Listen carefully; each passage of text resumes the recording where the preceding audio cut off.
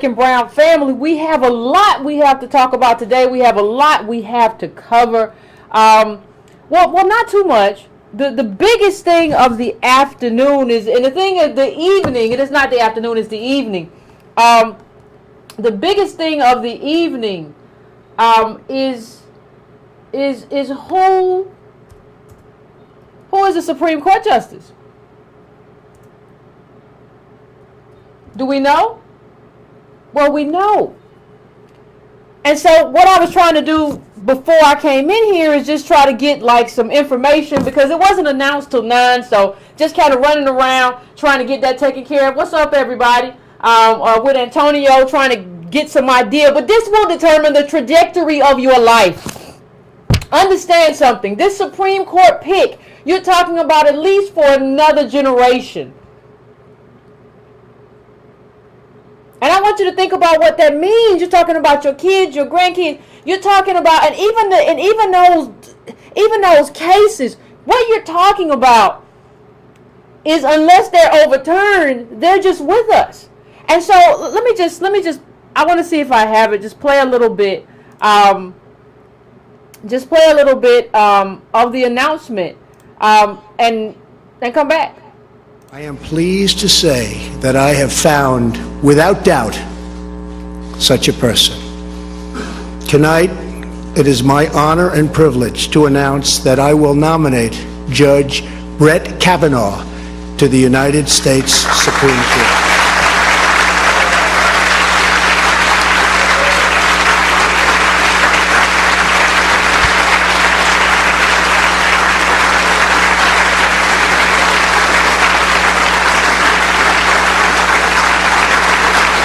I am pleased to say that I have found, without doubt. Now, ladies and gentlemen, let me just help you understand something. Let me get this echo out of here. I really want to bring home what we're seeing right now, in terms of what you're seeing is not only an exercise of power, which is what presidents do, which is why it made sense when I said early on I would meet with the President of the United States of America, because I don't care, and I don't care who it is. Because you can't be in the kind of situation that we're in and say simultaneously that you're not going to meet with power. But please understand one thing. As I look up, and I'm going to see if I have this in here now. As I look up who this new Supreme Court, and we know, of course, Democrats don't have anything, so you know the person's going to get confirmed just before we have anybody saying anything kind of outlandishly crazy. Okay? So let me see if I can make this a little bit bigger and broader, and I'll move it down. But let's just see if we can read together, shall we? Brett M. Kavanaugh, the federal appellate judge nominated by President Trump on Monday to the Supreme Court, has endorsed robust views of the powers of the judge nominated by President Trump. What is it? On Monday, to the Supreme Court, robust views of the powers of the president, consistently siding with arguments in favor of broad executive authority during his 12 years on the bench. Broad executive authority. So let me explain to you a little bit of what that means. A little bit of what that means is that you're not going to have any more. You're not going to see all this nonsense about what Trump can't do and how he can't do it. That's about to go by the wayside. That's about to be over. I mean, I don't think everybody understand what this means. This means that, like, you need to tell all those Democrats who keep talking about, well, never Trump, and we just impeach Trump. And no, that's garbage. He ain't going nowhere. I don't see any indication that he's going anywhere. Right? Now, I could always be wrong. I really didn't think he was necessarily going to get elected. I could be wrong, but like, you have to understand what this means for your life. We have to understand what this means for our lives. There's no other way to do it. There's no other way to understand what this means. And the problem with my community is that we're here And we're just kind of here. And so what I want to talk about in light of this nomination, in light of what this means in terms of these decisions, see, what we talked about this before, haven't we? We talked about before how what happened previously was that in another scenario, in a different scenario, you had a different justice who would kind of sometimes go either way. So what happened is you saw some Supreme Court cases that didn't even make it to the Supreme Court because they didn't know whether it was worth it, because there was somebody on the court, we talk about Kennedy, who he go either way, we don't know, so we're not going to fight that. Now conservatives know, like, if we go there, we know we're going to win. So why not, if you know you're going to win, why not go? It doesn't make any sense not to go. It doesn't make any sense not to go and shoot your shot when you got this in your favor. Like, it doesn't make any sense not to do it. So what I'm just telling you is that in terms of our lives, like the black community's lives are about to change dramatically. And the saddest part is we don't really even understand what that means. And so one of the things that I'm going to address in light of this, I want to talk about attention. And I want to talk about the power of not only your attention, but intention in terms of what we have been paying attention to. Right? And that's why that's on the board, because I just think we have to get honest about this whole thing. And we haven't gotten honest as a community. So when I look at this, I'm looking. And the reason Trump, you heard Trump talk about fake news this, fake news that. And liberals tend to wonder, like, well, how does Trump get away with saying fake news? And we're kind of joining forces, right? With the liberal media, and we're and it's not liberal in the sense of everybody's on the right. It's not leftist by any stretch of the imagination. But where we are, you have to understand where we are is a very dangerous predicament, because these people, whether or not liberal or not, they're elite. What do you mean, Yvette? What do you mean by elite? Are you becoming a right winger? This is what I mean. Let me just bring this up for you. So as we're having this conversation, one of the things I want to bring up is there was an article a while back about this was during Obama's administration, and they talked about, and I'm just going to put it's from like 2008 maybe, and they talked about a series of things. But one of the things that they talked about was who going to this, for you who don't know, the Sidwell Friends it's where Obama's kids went to. It's a very elite school in Washington, D.C. And one of the things that was mentioned in the conversation about the Sidwell Friends was this.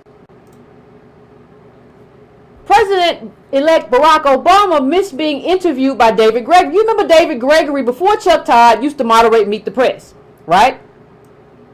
Okay, we're on the same page. And it says on Meet the Press, by just a week, the new host does not take over until Sunday. Maybe Gregory will catch up with Obama at back to school night at Sidwell Friends, the school where as of next month both will be sending their children. So what you're telling me, what you're saying to me, is that this journalist has his kid in the same elite school as the President of the United States of America. So what happens is, especially in terms of American black descendants of slaves, we don't have anyone to represent us. Our kids don't go to that school. They were never going to run into Obama like Gregory's kids were. I don't think we understand that there's a circle, and we're not in that circle. And not only are we not in that circle, have never been allowed into that circle, we are actively kept out of that circle, and we are not advocating to be in that circle and represent ourselves at this table. That's a problem in terms of media. That's not about them being liberal or whatever. This is about you're a member of an elite club, and we ain't in it. So even when we go to you talk about him being elite and what you're saying, Yvette. Well, here's the thing. Let's just, shall we? Can you just humor me, and we can talk about some of the ways are some of the things that we've been paying attention to as of late. Like, there's a lot on TV that we have been paying attention to as of late. Now, okay, well, we'll just put the first one up. How long are we going to hear about? Now, listen, please don't call me heartless. I'm not a heartless person. I have a heart. I really do. But how many times? There is no proportionality in the media.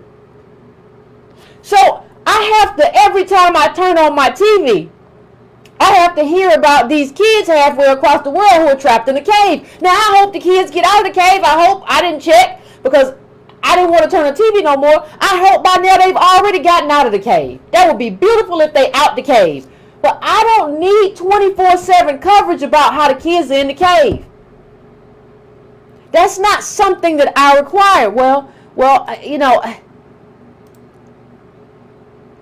what happened before the kids went in the cave? Well, before the kids went in the cave, my issues still weren't covered. Before the kids went in the cave, we were talking about all the ways the migrant children have been separated at the border, and they're going to do DNA tests, and the kids ain't back, and the babies ain't back with the mama, and the mamas ain't back with the children, and Lord, what we going to do, because ain't nobody back with nobody. And we got to get there. And there's a video of a baby crying. There's a video of a little migrant child crying. Lord have mercy, the migrant child is crying. And what are we going to do? We got hidden video of the migrant. Now, we talking about, oh my God, the children are in cages.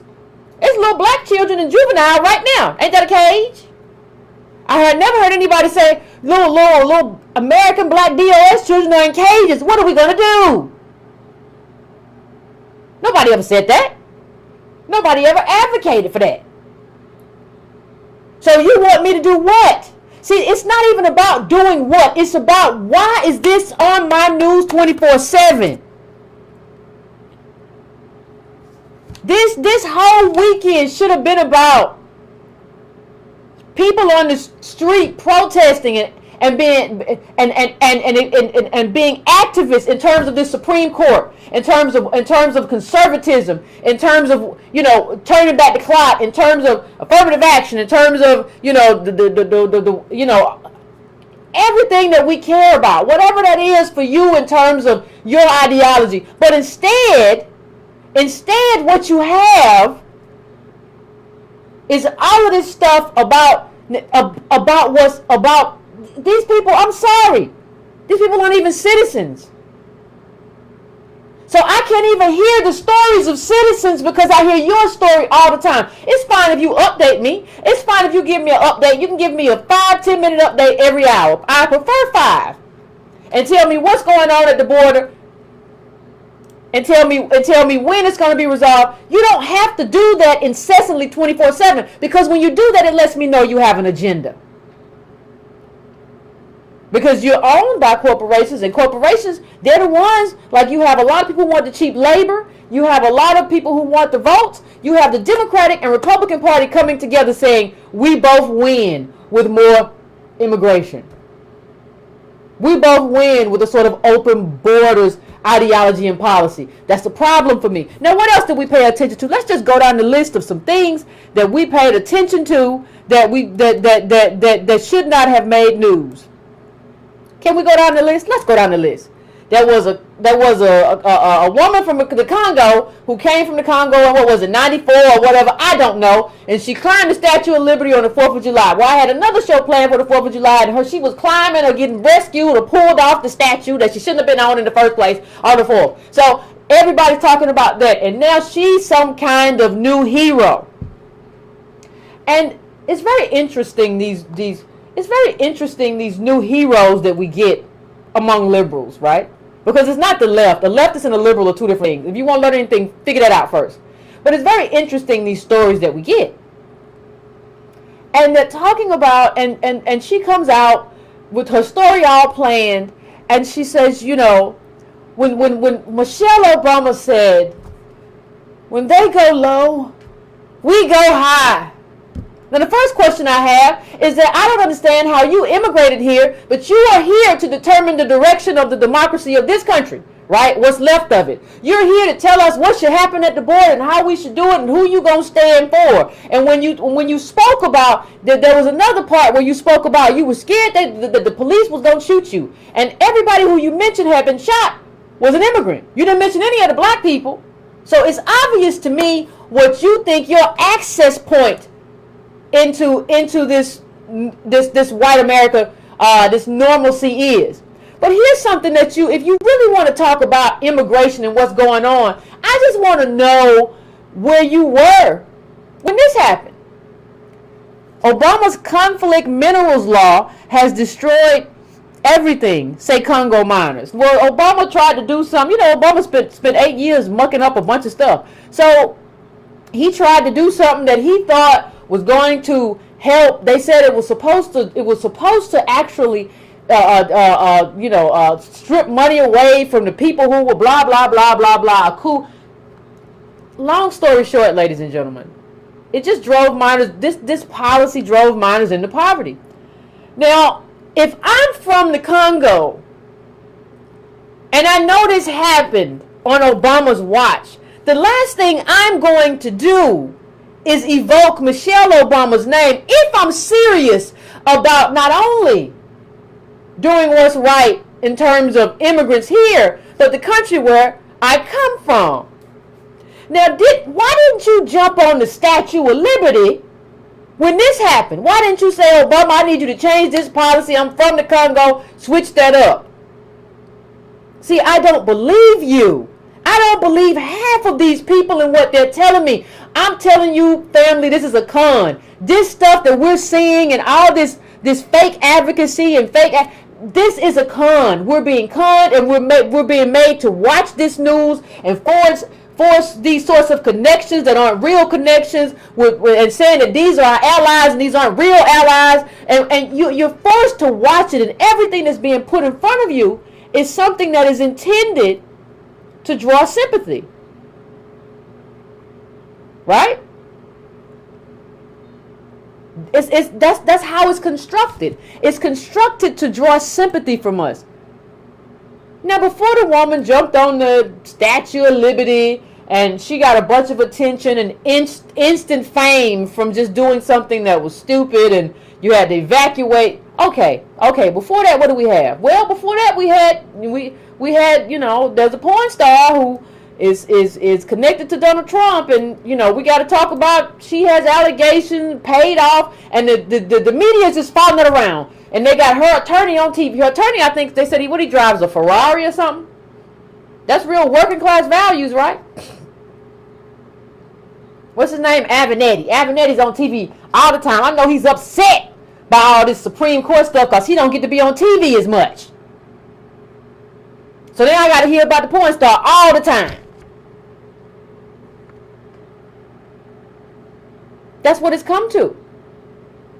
But what I'm telling you, and just the point that I want to make, is that, and this is a point that I try to make a lot, is that our attention is not infinite. It's very finite. And not only is our attention finite, but resources are finite. And the kind of drumbeat that happens determines whether or not you get what you want. When you think about it, think about back to the Civil Rights Act, Martin Luther King. The only thing white people saw on TV was like the riots and King marching, and it was, the conversations were all about race. If he had not had that space, if that space had not been available to him on the news, if every news channel wasn't putting a microphone in front of Martin Luther King's mouth, a microphone in front of Malcolm X's mouth, a microphone in front of all of these different activists who were out there doing their thing, if that had not happened, for me, I think it's likely that we might not have had civil rights legislation. It might not have happened. The kind of coverage that the news gives us matters. whether or not they show up. And you just can't show up at Flint 1 time, 2 times, 3 times, 4 times and think that, well, we've covered this story. No, give me the same coverage you get of little migrant children. You be over there with them all day, and what they gonna be? I turn on the TV, turn it right back off. Pluck up, pluck up, pluck up, pluck up, pluck up, pluck up, pluck up, pluck up. Because every time I turn it on, first it was the migrant children. Now I turn on, and the only thing I see is the kids trapped in a cave. So when I look at my community, let me tell you what I see. I see a perfect storm. I see sports betting. I see no unions. I see gerrymandering. I see the end of affirmative action. I see the gutting of the Voting Rights Act. I see, what else do I see? All of the, and see, a lot of these are Supreme Court decisions, right? The betting, the affirmative action, the gerrymandering, the purging of the votes in Ohio. It's a perfect storm for us, but ain't nobody covering it. You don't want to cover that. You're going to cover this porn star who did whatever she did. I don't care. I need you to cover my community, but you don't want to do that. You don't want to do that. You won't do that.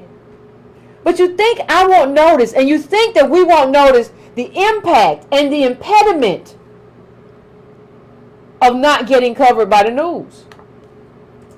And basically being excluded. Like we had a moment there where maybe we got like Trayvon Martin, during when he was killed, and you got some coverage during Eric Garner. But see, the thing is, even when the news covers that, the news likes to cover specific incidents as opposed to the systemic reason why these incidents happen. See, we have to stop going from putting out this fire and putting out this fire and fire this officer and fire this officer. No, what are the systemic reasons?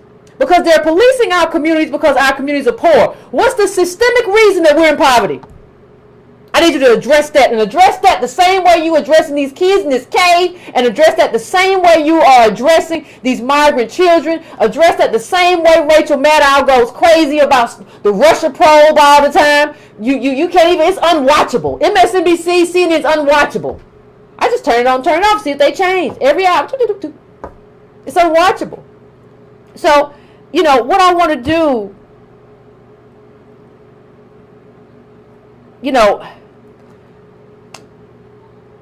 I want to kind of go through a series of articles and show you, just kind of demonstrate to you I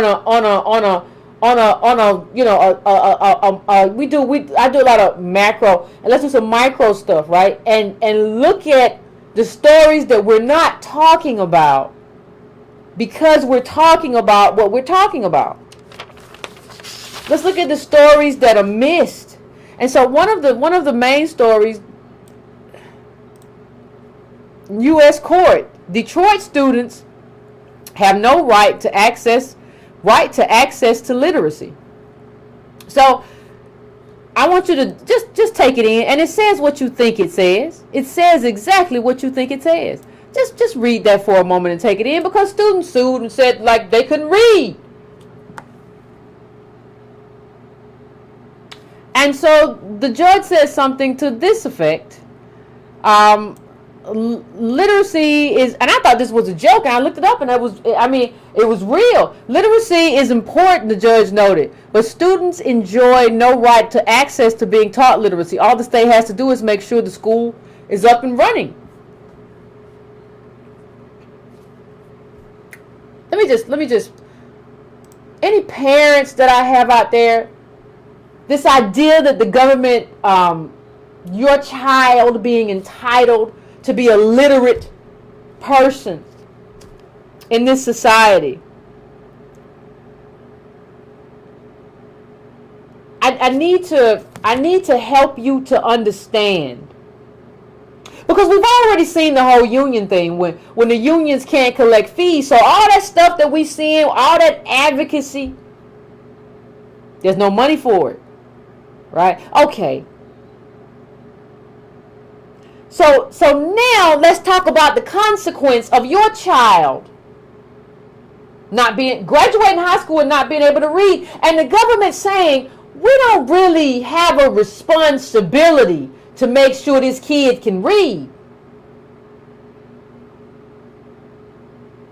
What happens to a kid that can't read? So we're not just saying we just have responsibility. Our only responsibility is to babysit your kid. That's our responsibility. Our responsibility is to keep this kid warm in this facility. And we really ain't even saying that. So when you see the advent of charter schools, when you see kids graduating, if you hear court say that, how can you hold a court accountable? I mean, a school accountable for your kid not getting educated if it's not the school's responsibility anyway? So when you have white people in these schools, and the white people in New York are saying, listen, we're not going to. We don't want no more little brown kids running around here. Go look it up. It was in the newsletter. You can subscribe to the newsletter at breakingbrown.com. Go look it up. New York, those are your liberals, right? Wonderful liberals in New York. New York, they're saying, hey, listen, it's going to reduce our quality of learning to be bringing some brown kids back in here. Now, you don't have no teachers union like you used to when they're cutting these union fees, right? So you don't have the teachers to be able to do what they did. We saw a lot of teachers unions recently, even in conservative states, pushing back and advocating for students. Well, they can't do that no more. They can't do that no more because of the Supreme Court decision, which gutted unions, right? Unions were already having problems. The Supreme Court been coming in with them daggers, just point. So what are you going to do? What are you going to do? I'm just asking. I'm not asking as a parent. And did you even know this was happening? How does your kid get into college if the school don't have really a responsibility to teach the kid to read? Any chance for college? We already talked about plugs and outlets. How a lot of kids, how we don't even like go to college, and we have an opportunity to plug it into something that matters, right? We can't plug it into a job. It's supposed to plug us into the middle class. We already talked about that being a problem, and that being a suffocating thing in terms of our community. So now the kid don't even get to go to college because the kid can't read. And the government sees no responsibility in teaching your kid how to read. A lot of other stories. See, one thing I want you to understand about stories is that stories are oftentimes plug-ins and connectors to a conversation that we need to have. Stories aren't necessarily in and of themselves.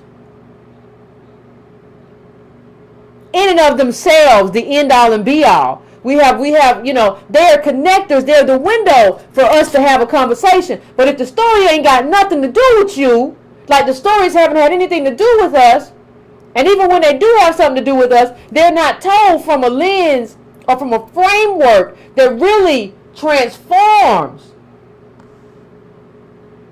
that really puts us in a position where we can advocate and people can better understand. These reporters, I'll tell you the truth, y'all reporters are real lazy. Y'all don't do none of the research, don't do none of the data. That's why that CNN article got put up by a conservative think tank. Y'all don't care. Y'all just slap anything up there. You don't care. You love the fact that you love all this stuff. You love the fact that the populace is so dumbed down they ain't got to deal with it. You love it. So, Secretary of Education DeVos started charters in Michigan. So this is where we're headed. We're going to start a charter, or we might educate your kids at home, and, it is what it is, and don't come expecting nothing. You come from a slave, sit down somewhere. But and even in terms of more random stories, look at this. This was like in Boston, I think. Somebody said, I can't afford that. Woman trapped by subway train begs bystanders not to call the ambulance. In the richest country in the world, you got a citizen saying, listen, please don't call the ambulance. You can do a lot of stuff, but can you please not call the ambulance? Because I ain't got no money to pay for that. I don't have no money for what you're talking about.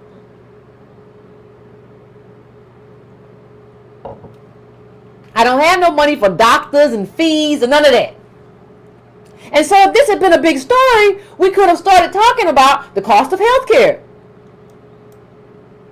We could have started talking about what universal health care or what to do with the Affordable Care Act. We could have started talking about why it's so expensive. We could have had the conversation, but we couldn't have the conversation. We couldn't have the conversation because the story never made This story of this woman not saying, please don't call the ambulance, I can't afford it, was not more important than the migrant children on the border and the people in the cave and the porn star and all that stuff. Wasn't more important. This is a problem. This is a problem. And even when you talk about, even when you talk about, since we're on the topic of healthcare, how many of y'all knew, and this is a tweet from Donald Trump, how many of y'all knew that Pfizer just skyrocketed the cost of a lot of pharmaceutical drugs people need, stay alive, be healthy? How many of us knew that? Why isn't that getting covered more?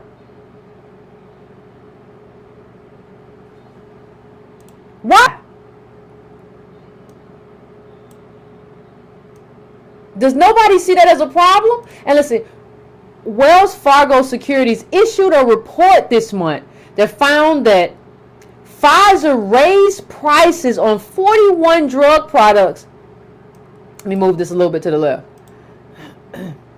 On July 1 and lowered prices on 5 products. Across the industry, Wells Fargo found companies rose drug prices on 63 products and lowered prices on 64 products in June.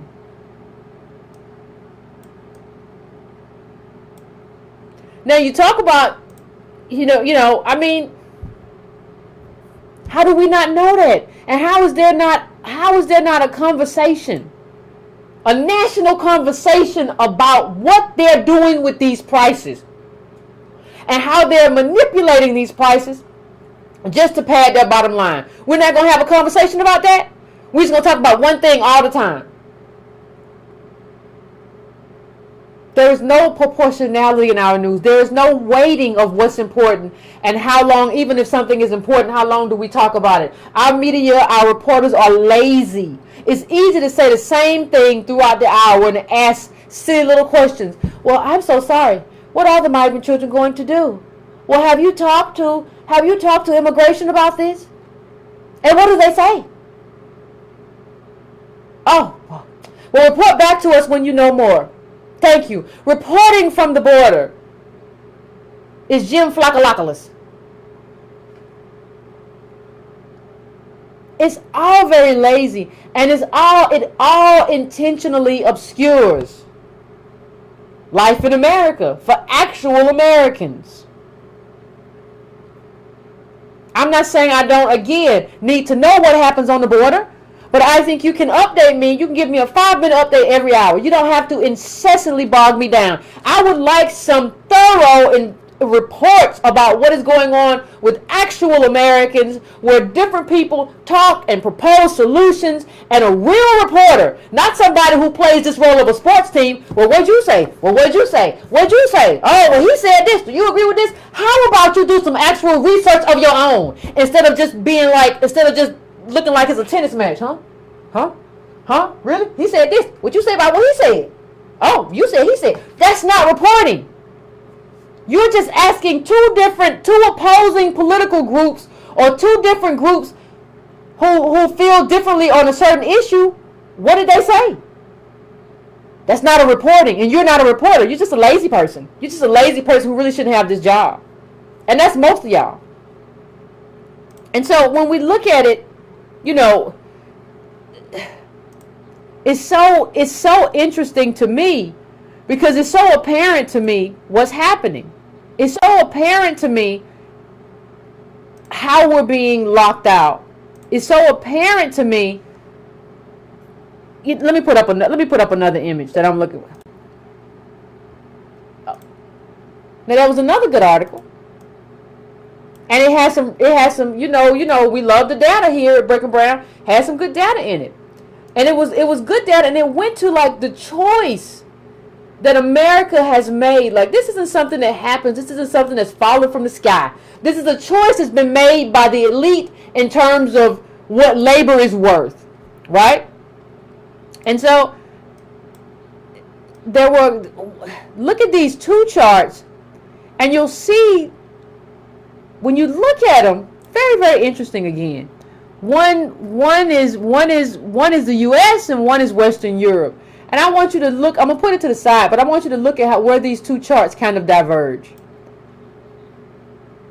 And think about the fact that, we're talking about Western countries. We're talking about wealthy countries. Why does one chart look like that and the other one look like that? Now see, we could have had that conversation about the top 1 versus bottom 50 versus who has what share of the wealth. That's something that we always talk about here at Breaking Brown.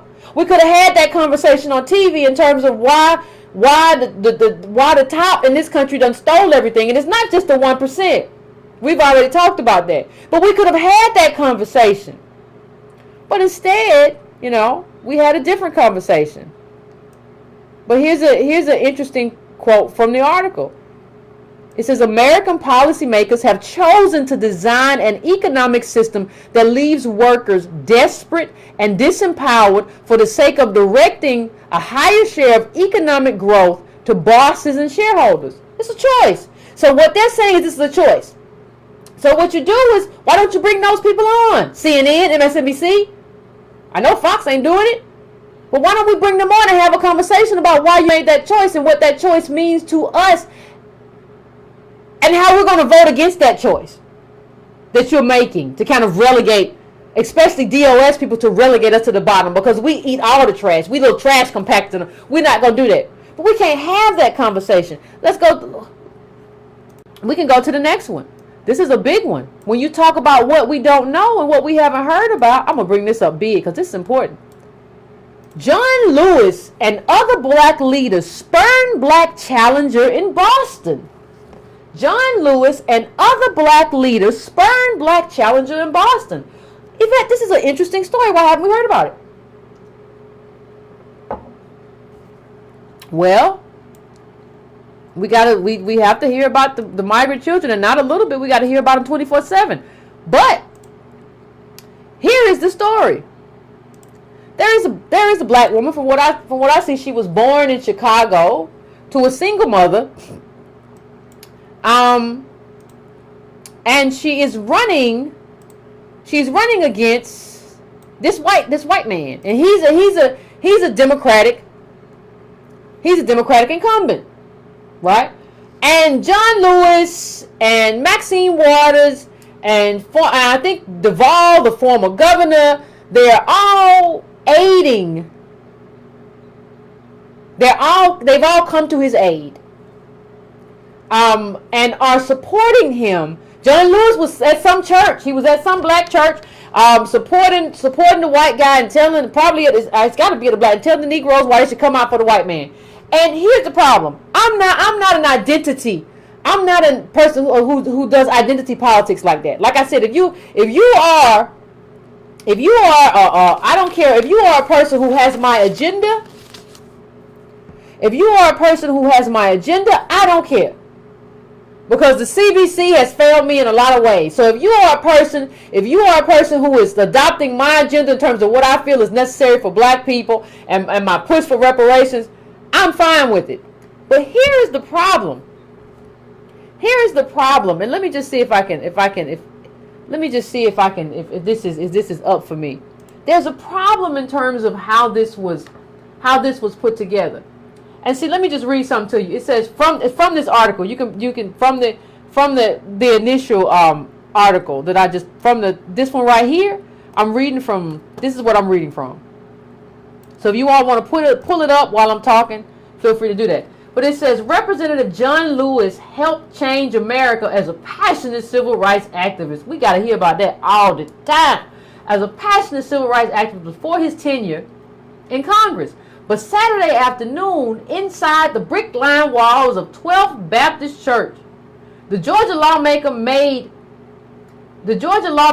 a rare case for traditionalism and seniority. People who have been around for a while, they know their way around. Well, hell, I didn't say he didn't know his way to the bathroom. What's that? What you talking? Anyway, Mr. Lewis said, they know where all the bodies are buried and they know how to get things done. Mr. Lewis came to 12th Baptist to campaign for Representative Michael E. Capuano, the liberal Democrat who faces a grueling primary challenge from Ayanna Pressley, a progressive Boston City Council member who is trying to become the state's first non-white member of the House of Representatives. See, this is what happens. The problem, let me see, can anybody spot the problem? Can anybody spot the problem? The problem here isn't even for me that the dude is white. The problem for me is that you said seniority. You didn't say that his politics were better based on any measure. You didn't even say better for descendants of slaves. You didn't even say better for poor people. You didn't say none of that. You just said that this guy has seniority. That's not good enough. Seniority is not good enough. Especially not in the era that we're in. I need to know what your policies are. Now, understand one thing. We talked on this show before about Ocasio-Cortez, right? Now, all the Latinos got behind her. All the Latinos got behind her. Nobody came out and campaigned. No Latino came to Ocasio-Cortez and campaigned on behalf of the white man in her district, did they? Now, it's different if this woman's politics is just garbage. And you can't even tell me, well, she agrees with Dreamers. Well, John Lewis has been the biggest champion of Dreamers I ever seen. So you can't even tell me, like, well, she agrees with immigrants. That's probably true. Her politics are probably bad there. But I'm sure John Lewis's are as bad or worse. But she has some still more progressive than the white guy. But the truth of the matter is, when you see somebody that progressive, the one thing you want to do, even if you don't want to campaign for her, because maybe you're good friends with this guy, you just say, hey, I'm sitting it out. I ain't going. I'm just not coming. I'm going to let whoever win, win. I'm just not showing up. I'm neutral. I'm Switzerland. I'm neutral. This civil rights leader couldn't even be neutral and just leave it alone. Can you imagine? I know he's not repping New York, but can you imagine Gutierrez or any other Latino lawmaker coming and campaigning against, people say, well, she wasn't expected to win. It don't matter. There was no Latino leader that was going to go there and campaign against her. None. It just wasn't going to happen. And John Lewis could have just said, I'm not doing it. I'm not campaigning for nobody. Let's just let the best candidate win. I'm just not showing up. I heard Maxine Waters there too. You could have just said, I'm not showing up. If the sister wins, her politics seem decent, not worse than John Lewis's. Her politics are more progressive. So if she wins, she wins. I'm not campaigning for nobody. We can't even do that. And let's talk about something. Let's talk about something. We're talking about Boston, so let's talk a little bit about Boston. If we were talking about this, we would start talking about the fact that the median net worth of black Bostonians is $8. $8. That is not a typo. That is not a problem. That is not a misconception. That is not a misprint. It is $8. So if we were talking about this election, we would start talking about what are you going to do for black Bostonians who have a median net worth of $8. We could have this conversation and begin to ask this black woman, what are you going to do? We could ask this dude, what have you been doing? You're in Boston, $8. This report came out in 2015. And we're talking native black Bostonians, right? Native black, $8. See, when you don't have this on the news, we can't even begin to broach the conversation. Nobody is talking about that. Nobody's having a conversation about that and what it means.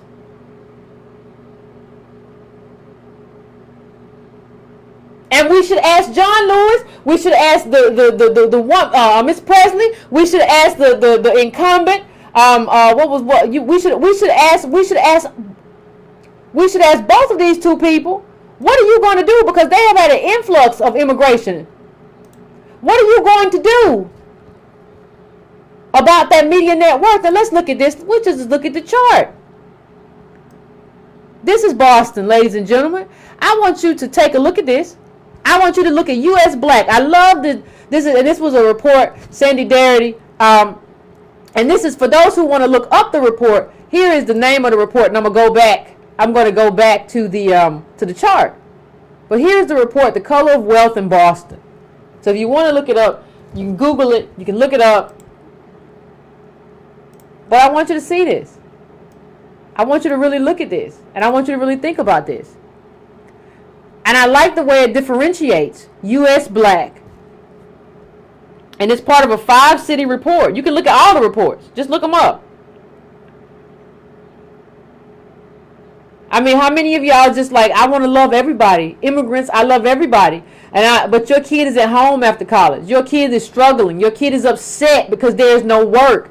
Look at this chart, man. U.S. black, $8. And then when you look at the other side, the dark blue, total assets, $700. Now look at the Caribbean black. Assets, $12,000. Net worth, $12,000. Look at the Puerto Rican, $3,000. Net worth, $3,020. Oh yeah, $3,020 total assets. Dominican has more in total assets. Other Hispanic, more. Everybody more. And white people just blow everybody off the map. So what are we talking about, black people? My American black DOS. Why aren't we having this conversation? And why are people who, if you're in John Lewis's district, why aren't you pushing him to have this conversation? Who are you to go into a district and make these kind of demands? You aren't even talking about how the people in Boston don't have no money. I don't want to hear nothing more about you march with King. I'm done with that. I'm done with that. What's the problem? Don't nobody want to talk about that? We don't want to have that conversation? Why you don't want to have that conversation? That's an important conversation. And then let me show you something else. While we're on the topic of Boston, check me out. Boston weighs giving legal non-U.S. citizens voting rights.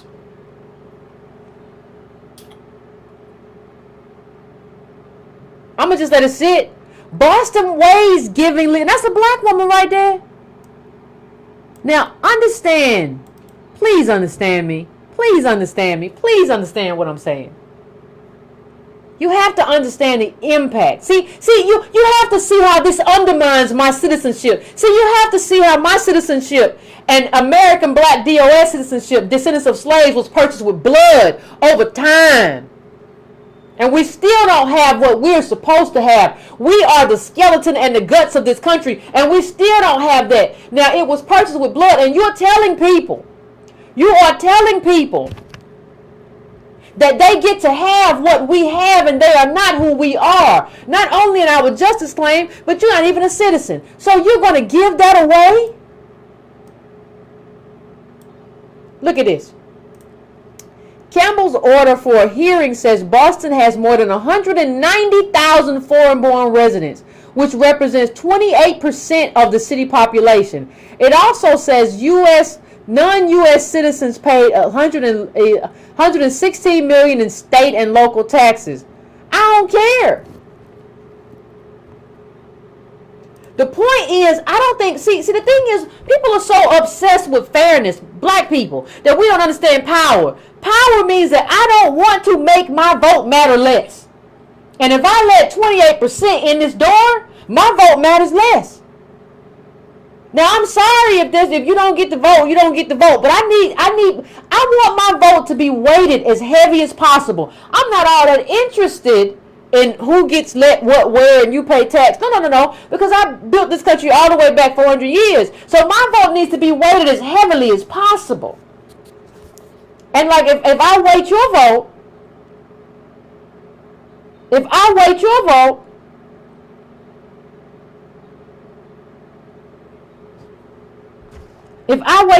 like mine, that's a problem, right?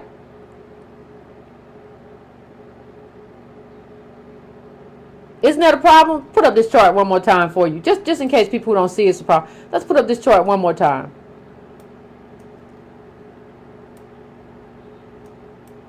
I'm just going to put up, because everybody needs to sit with these numbers. People are sitting with the numbers. Nobody sits with the numbers. Here's the numbers. $8. You see that little light blue in the U.S. black? You see that little 8 that hovers over it? I just want you to look at it. U.S. black, and there's a little 8 that hovers over that little light blue. I mean, I don't understand it.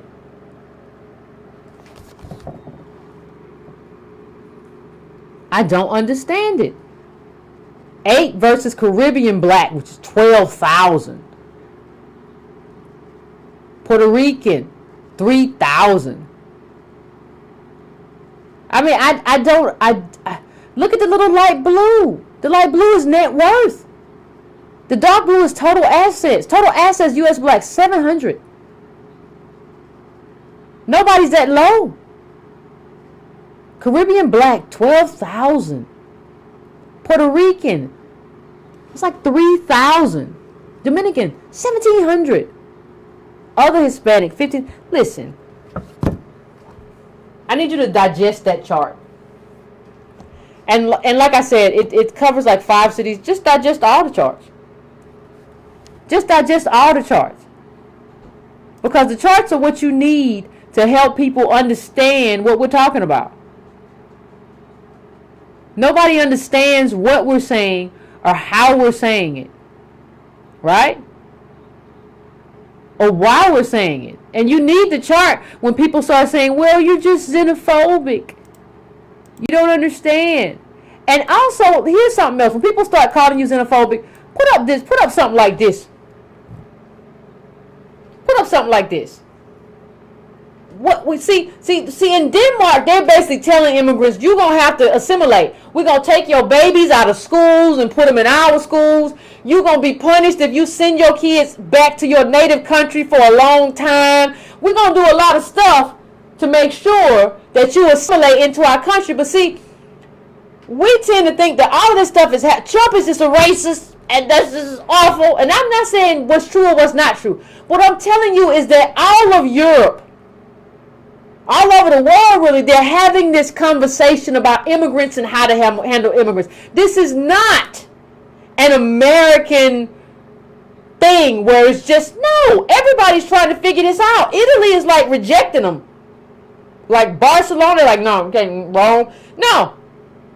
If you look at all the European Union and negotiations, you see that they're having a lot of the same conversations. So part of the problem is this idea that this is only an American problem. That's not true. That's not true. This is not just an American issue. And so you have to stop this sort of reflexive kind of tendency where you just go on emotion. Emotion is politics. Emotion is not politics. Like, emotion is just, that's reflexive. And then even when you look at emotion,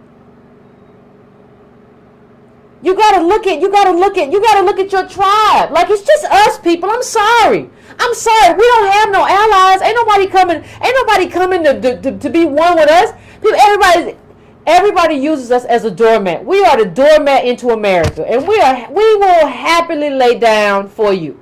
That's who we are. We not only built this country and fought for the rights that other brown people have, but when you get here, we will lay down and let you walk over our backs while you get to do this. So you walk over our backs, and then we stay these little bitty flat lines at the bottom that you can't hardly see. We stay there. And so Caribbeans get to have 1,000 times more than we do. And everybody gets to have way more than we do. But we stay the little flat line, because that's what doormats are. Doormats are flat, aren't they? That's who we are. You should honestly call us. You should honestly call black DOS people like doormats for the world. Because that's who we are. We're doormats for everybody to walk through and have a great life. And when the next group comes through, we'll lay down again and walk on over me. We love you. You brown, we brown. We love everybody brown. Brown is our favorite color. We don't care whether it's light brown, dark brown, medium brown, reddish looking brown. We love brown. Oh, you gonna take my kid's job? I don't care. It's brown. I don't care. Brown. I love brown. I fight brown over white any day. What? What you doing? What kind of sense? Okay. Another story that we don't hear about. Did y'all hear that black people are still running? All these studies, Chicago, LA, Detroit, top list of cities. People are leaving. It was in the newsletter on Sunday. The great migration ain't over. We still running. How your own country stay chasing you? Are we going to have that conversation? Probably not. We're probably not going to have that conversation either. Are we going to, and lastly, but certainly not least, are we going to have this conversation? And this is what happens when the media doesn't cover you. You don't get to really have the conversation that you need to have. But amongst the conversations that we need to have, there's another conversation that really should be had, but of course, here we are. What's going on here? The wage gap between white and black men is widening. This is recent, right? 2014, United States annual earnings. Now I want you to look at the little, I hate the little lines because little black lines be so jacked up. Black median, that's a little brown line on the bottom. All of our lines are always on the very bottom. White median, that's the blue line. And then black 90th percentile, white 90th percentile.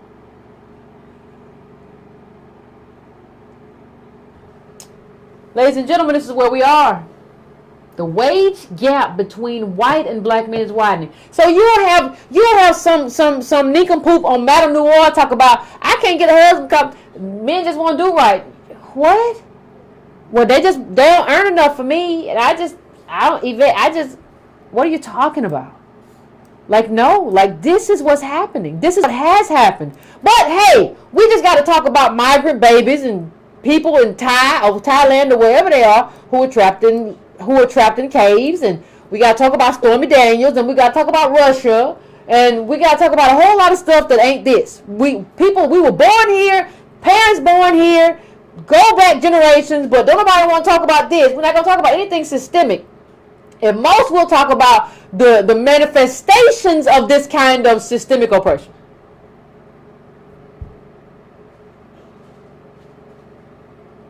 So we're at the bottom. To understand, I want you to understand what it is to be. Look at this chart one more time. I want you to understand, as people who have been here and built this country, been here for generations, built this country with free labor, worth more than the stock market, all of that. The half has never been told. How is a Caribbean worth that much more than you? Like somebody who just comes here can be worth more, and not just a little bit more, like 10 times more. How? How can like a Dominican be worth that much more?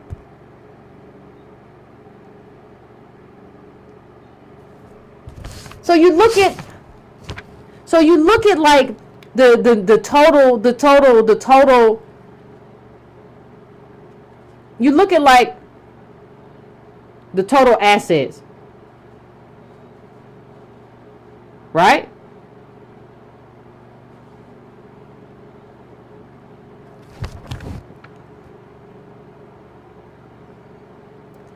And you just look, I mean, it's just 700. Caribbean black, 12,000.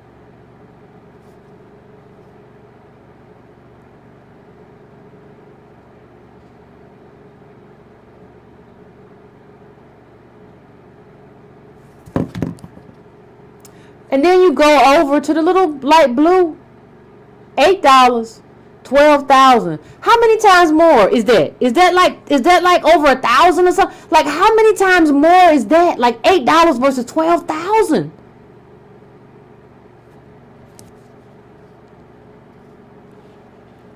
And I hate to just leave it up there for you, but nobody wants to hear it.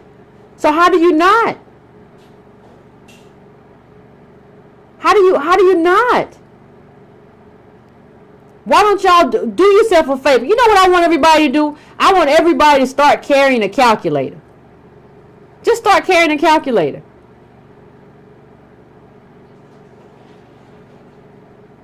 Just start carrying a calculator. And I want you to start looking at this full on.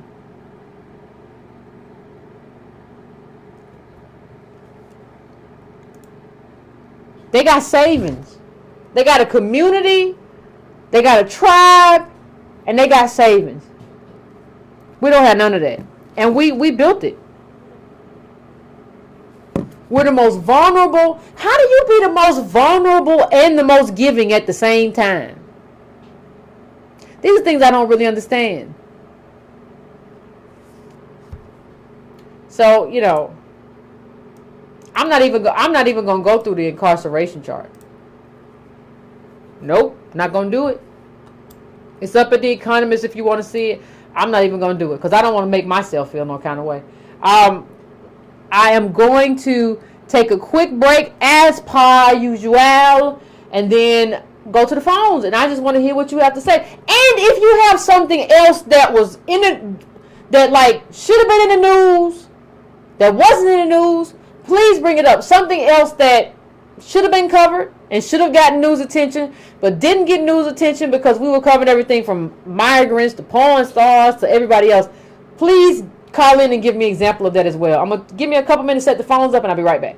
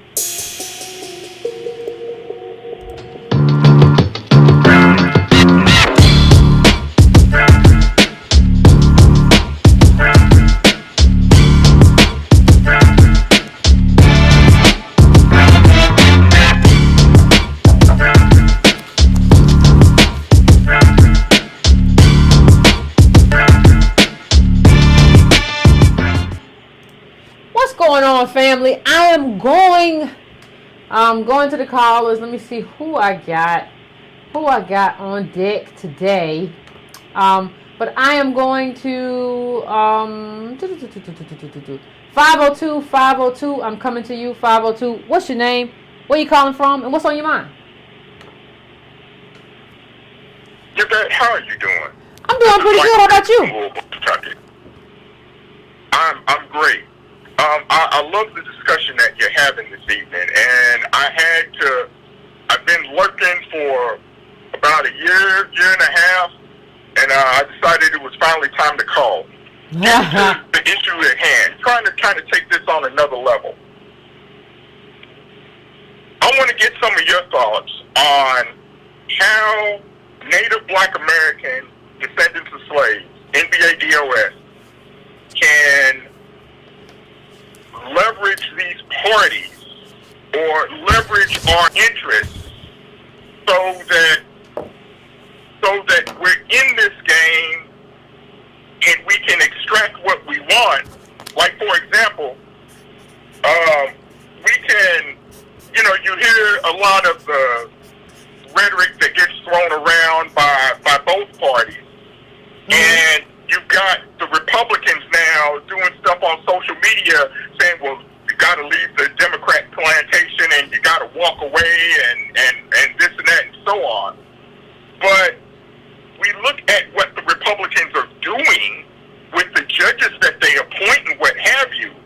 So I want to get some of your thoughts and taking it from Politics 101, Politics 102, maybe starting to get into the 200 and 300 stuff. Yeah. You think we ready? You think we ready for the 200 and 300? These parties to get what we want. Yeah. I agree, caller.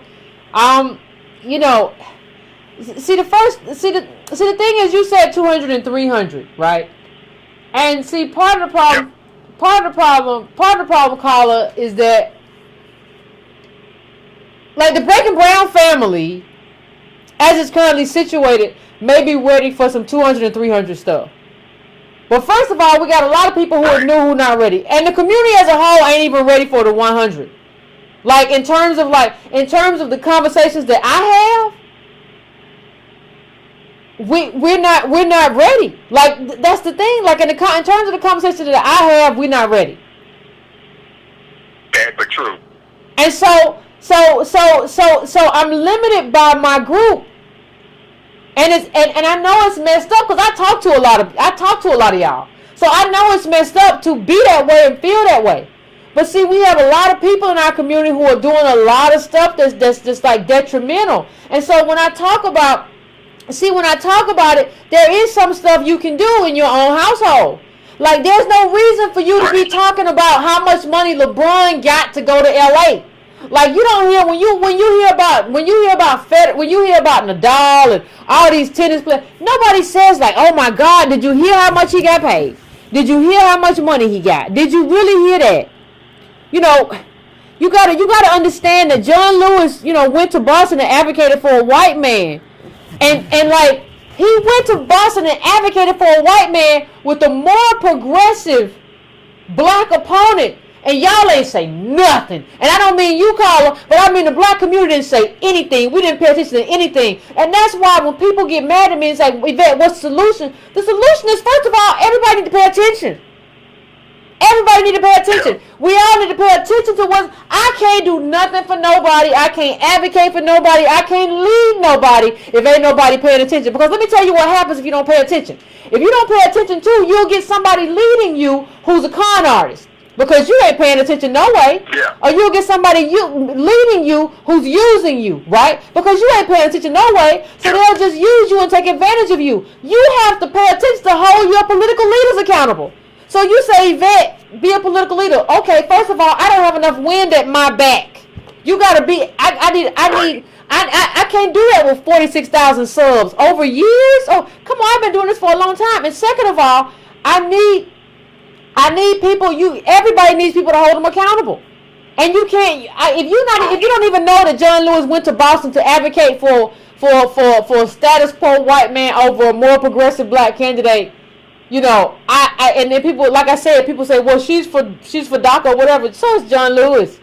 Like, but if you don't know, if you haven't had that conversation, if we're not aware of what's happening, then I don't understand. I don't know how you think we can do politics if we don't even. You can't do black politics if you're not doing black political education. You just can't do it.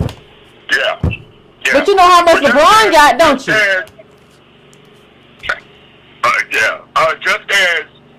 Just as the Justice Democrats are doing, and you know, even though the Justice Democrats, you know, like might be advocating for DACA, just as we continue this, we collectively continue this movement for political education. Yeah. We've got to do this thing, and we got to run against some of these establishment camps as well, and give them a challenge. And all the while you know, most of our people still don't even have that 101 education. We've just got to keep up the fight in social media.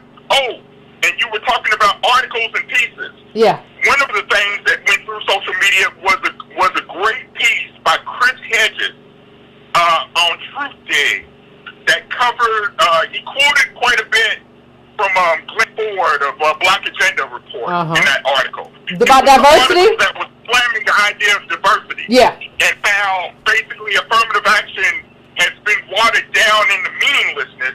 Yeah, it and has. how it's been replaced with this amorphous, nebulous concept of diversity. Yep.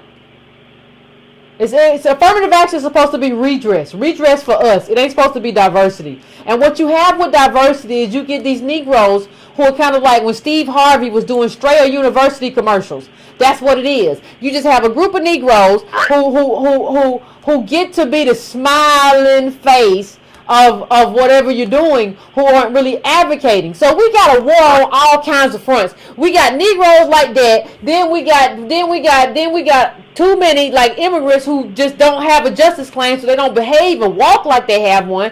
Then you might have somebody with a white parent that has well too, just like I'm just like you. We black. We got all kind of little intra battles going on that we need to fight. So my thing is like we need to start fighting these battles now. Like before you like fight white supremacy, which is the cause of all this stuff. But you need to get your wings ready. You need to loosen up, and you can loosen up in your own community. Okay, we got a lot of people that need to be loosened up in our own community. John Lewis shouldn't be able to go in there and do what he did.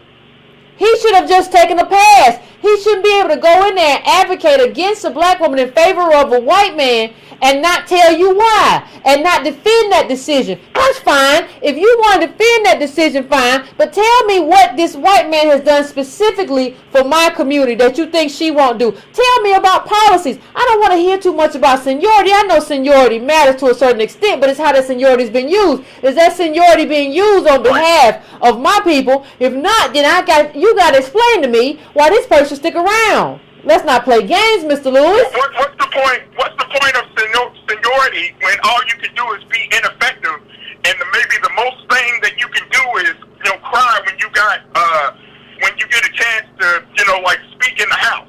Yeah. And all you can basically do is cry in front of your enemy. That's true. That's true. I'm gonna let you have the last word, Carl. I'm gonna let you have the last say. Well, Yvette, thank you for giving me some time. I would just say yourself, to Antonio, to Tone Talk, to everyone in Breaking Brown. Stay encouraged, continue to educate yourselves, and let's keep up the fight.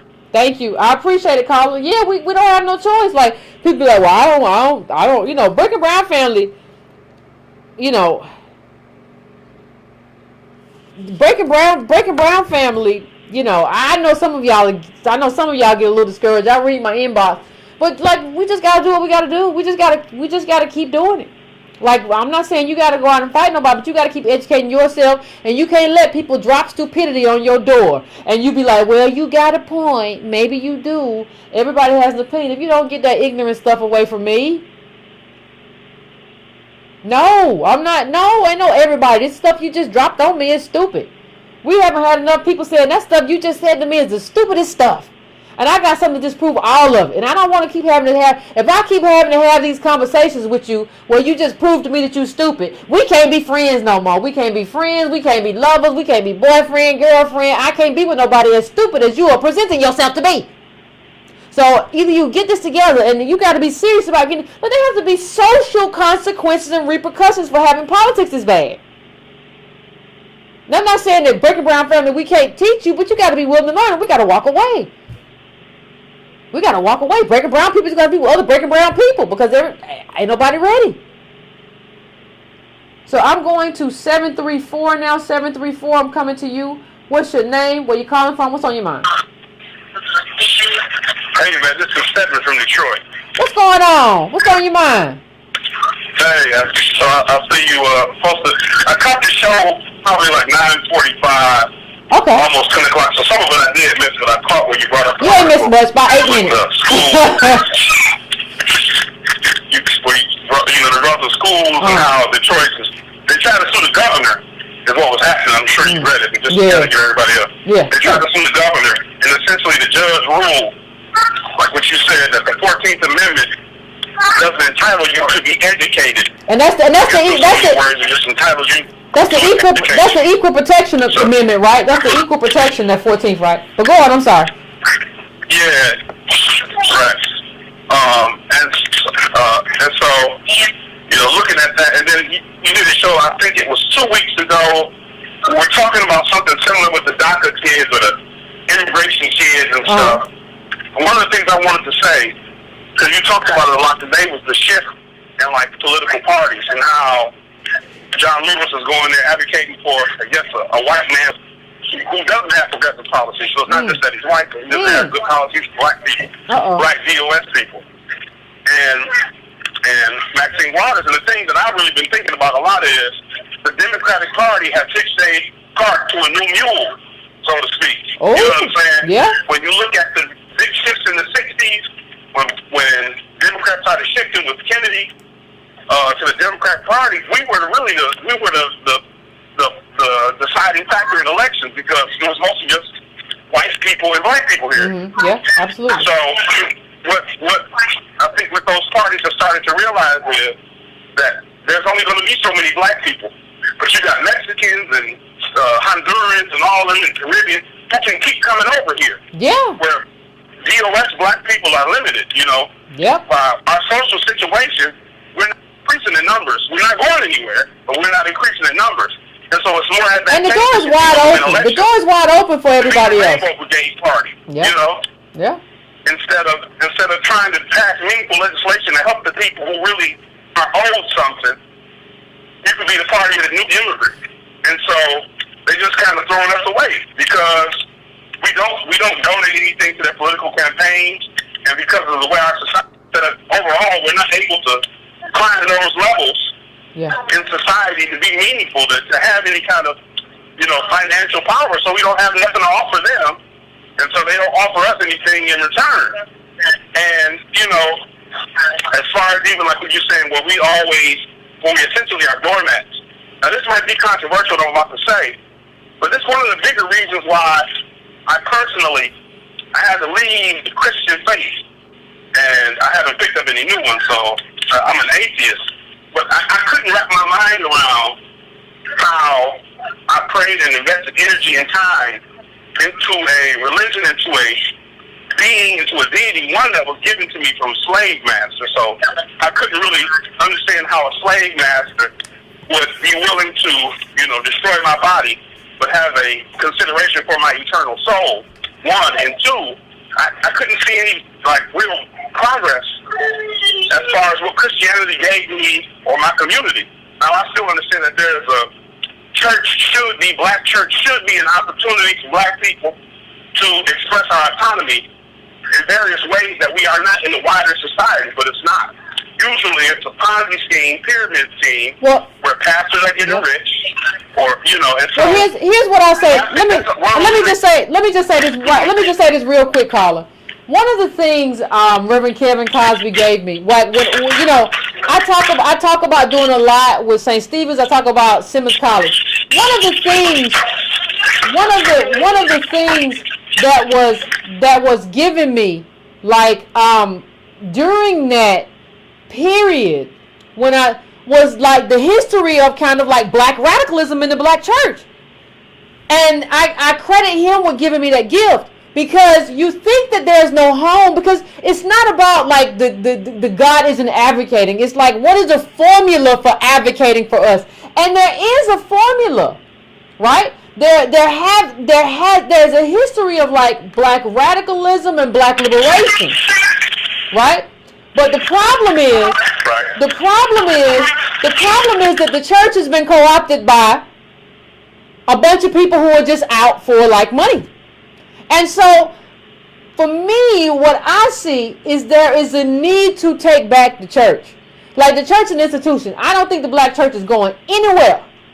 So you have to ask yourself the question, am I going to take back the black church and the radicalism and the liberation theology, or I'm going to walk away and let these thieves have it? For me, it's just like, I'm not going to walk away. You can't have it. So that's just my piece on that. Because people like me and you have a history in the church. They just stole it. They stole our birthright.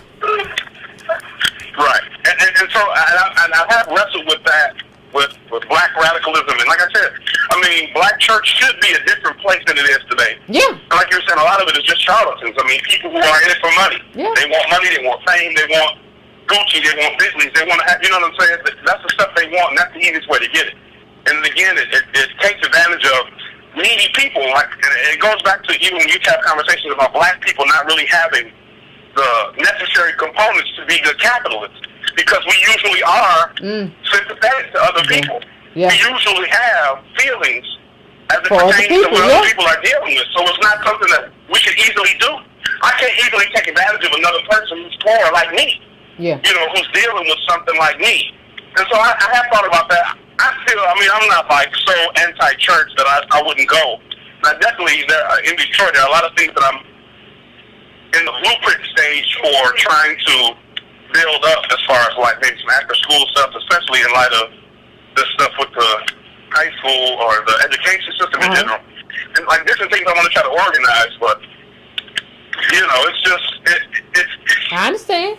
All the things you said today, as far as what the media is giving us and what they're talking about and what they're doing, I mean, it was spot on. I mean, you know, they don't give us the information that we need, or they give it to us in such small doses that we don't hear about it or we don't know about it. You know what I'm saying? Like, I don't know if you saw with Joy Reid.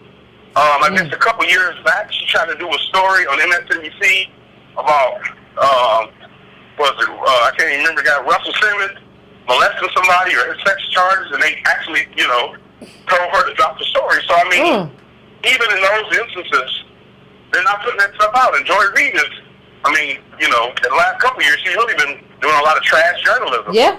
I mean, to be fair. Yeah. But that's one instance where, I mean, it was a black person, but, you know, they stopped that story from going out. Yeah. So it's just, we have to learn to read on our own, investigate on our own. And I mean, with this education stuff, it's only going to get harder. Yeah, I agree. So it almost feels like beating my head against a wall, you know. Like everybody, like the previous one said, we just got to be encouraged. I mean, like James Baldwin said, you know, in that interview, that he's hopeful because he's alive, and sometimes that's all he got. You know, like I read 12 Years a Slave, and that book really, it took me through a whole lot of different feelings and emotions and thoughts.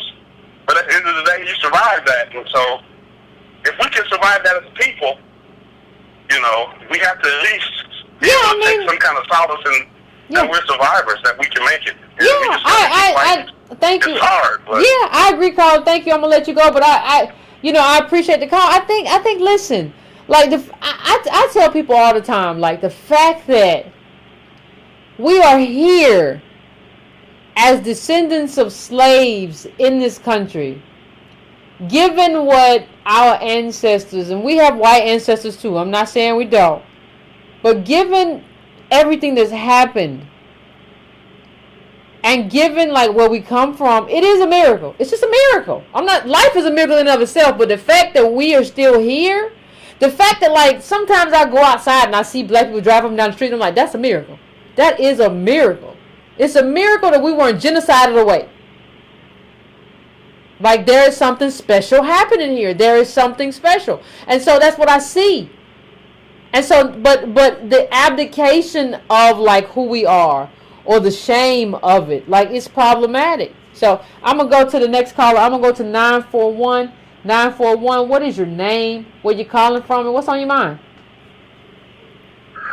Hey, Yvette, it's Keem down here in Florida. Hey, what's going on?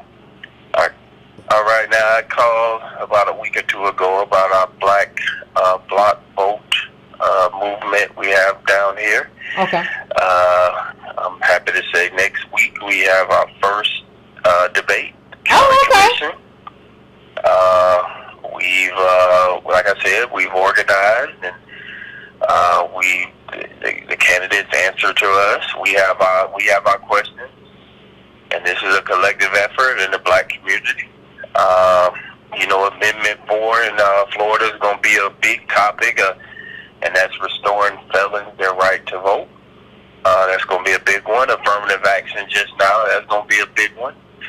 And I just want to, that other caller, he was asking things to do. And the first thing you could do is take back your neighborhood, like you always say. Take back your neighborhood. Demand more out of these pastors, like we did. Demand more. We met with them and say, this is what we're doing, and we're asking for your support. One other thing that we did that's going to make this very interesting, we talked to all the corner stores and the lots and different vacant lot owners in our neighborhood. People can't come in and put signs up and all that in our neighborhood. They got to go through us. Okay. So if we see you gatekeepers, you put a sign up in our neighborhood, if you put a sign up in our neighborhood and we haven't vetted you didn't go through our debate process, we're taking it down. So we just try to take back our town. Yeah, absolutely. Because and this is all fueled by the data that you and Tone that you all present every week. This is all fueled by that because I be spewing it all the time and letting them know, look, we in last place. We are in last place, but we're in last place by design, though. Okay, intentional. This stuff didn't happen just this is years of this. So we got to start doing things differently. But we have our first debate next week. I'll probably email you. It's going to be live.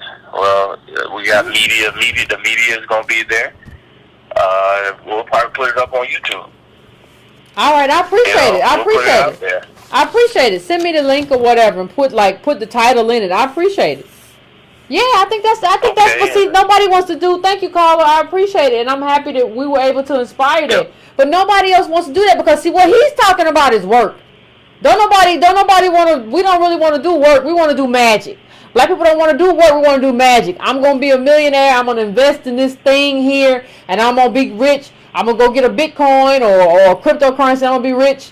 I'm gonna invest in this fund and I'm gonna be rich. I'm gonna do all this stuff. I'm gonna play the lottery. I'm gonna be rich. We don't want to. What he's talking about is real work to define who has access to the politics of your community and how you do it. And I think you have to ask the question of like the Congressional Black Caucus. Like honestly, like are you all going to always be the impediment to real change?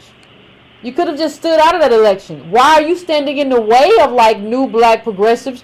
When Latinos are supporting new black progressives, even if you don't want to go in there and do advocacy, why didn't you just stand out? Why you got to go and just support the white dude just because, like, well, he been here a long time? That doesn't mean anything to us, people who are on the bottom.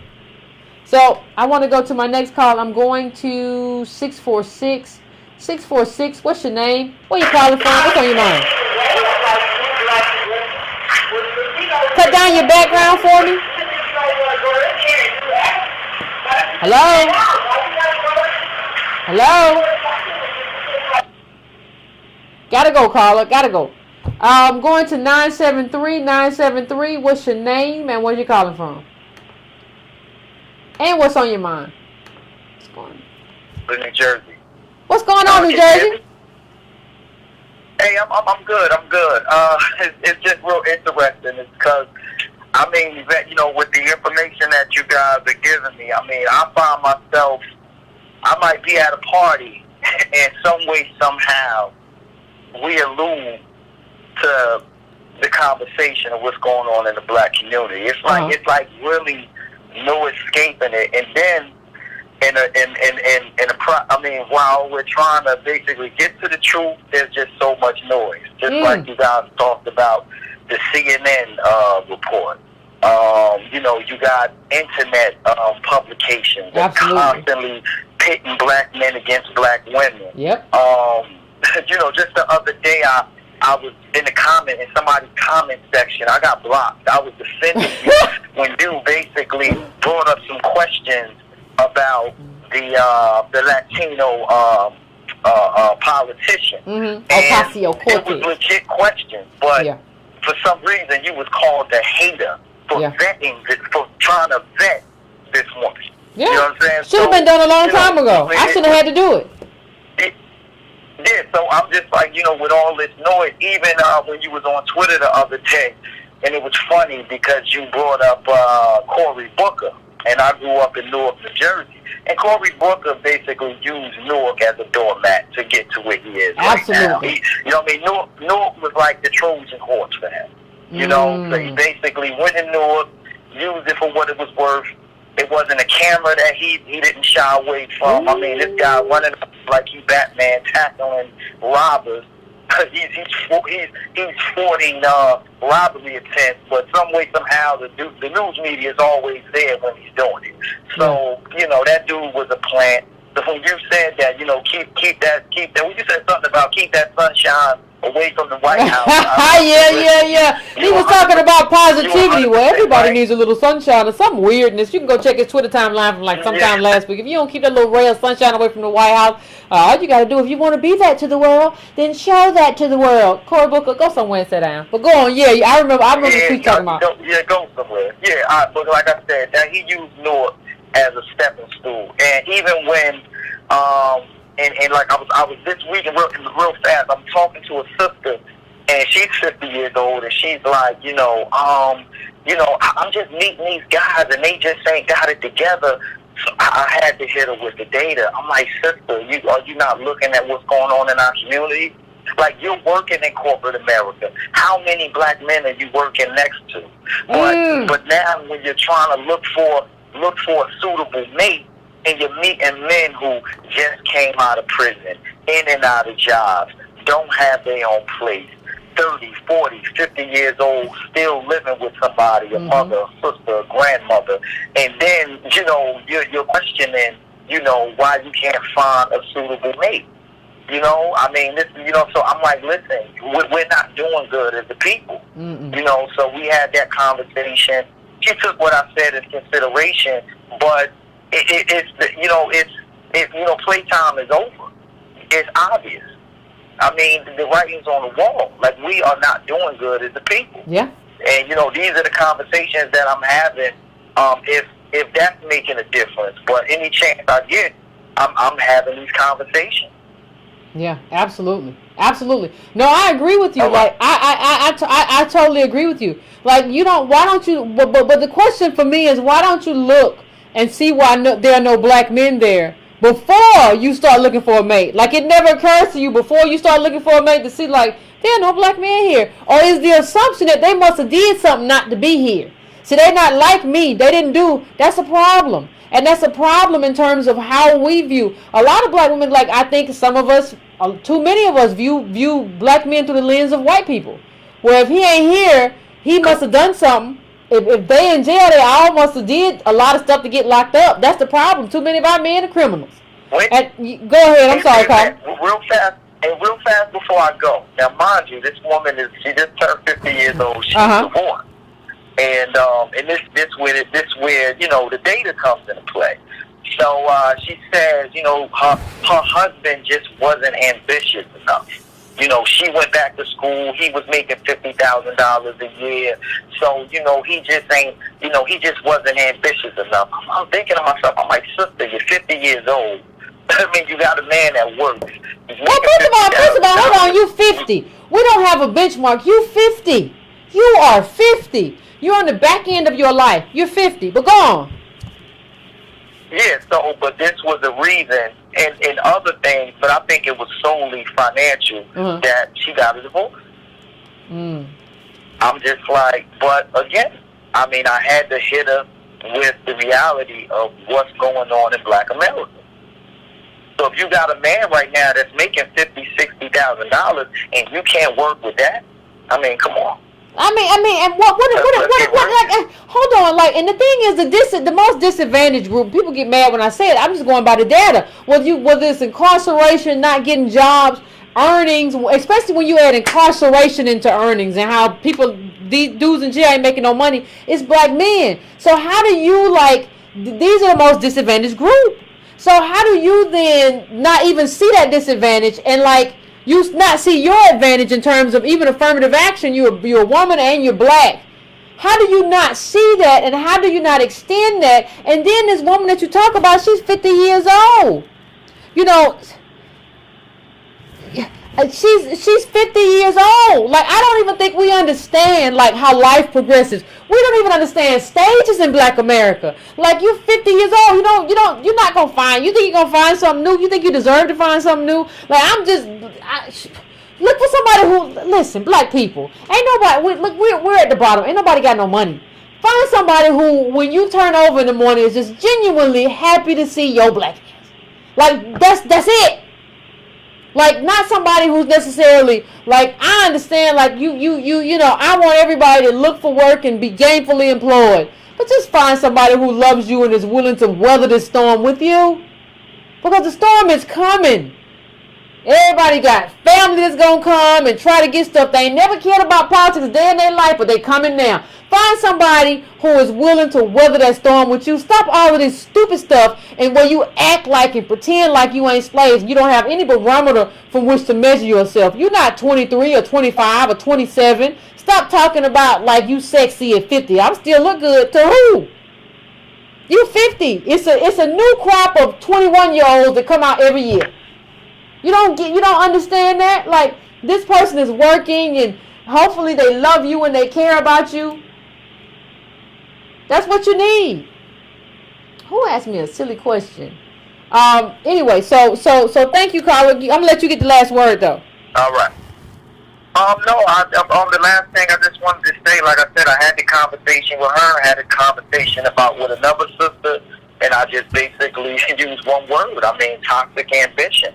And toxic ambition. That's an Antonio one. I'm just like, yeah. And even when the fact with, even with the a lot of sisters as entrepreneurs, I mean, you're still working. I mean, because like you said, every sister that I know that has their own business, they're the only employee. Not only that, Carla. According to the Labor Department, a Black person making 60 is the top 20% of Black earners. So you got somebody who's making right around the top 20% of Black earners, and you like, that ain't enough. That ain't. I deserve better than that, because you don't know the numbers. You don't know that person in the top 20.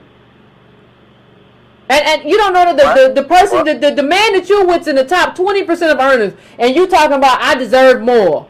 On what planet? And what do you mean by deserve? That's the top 20. You deserve more than the top 20. How? What are you talking about? Do you even love this person? There's a lot of conversations that need to be had. Yvette, no, like you just said, I'm gonna end it with this.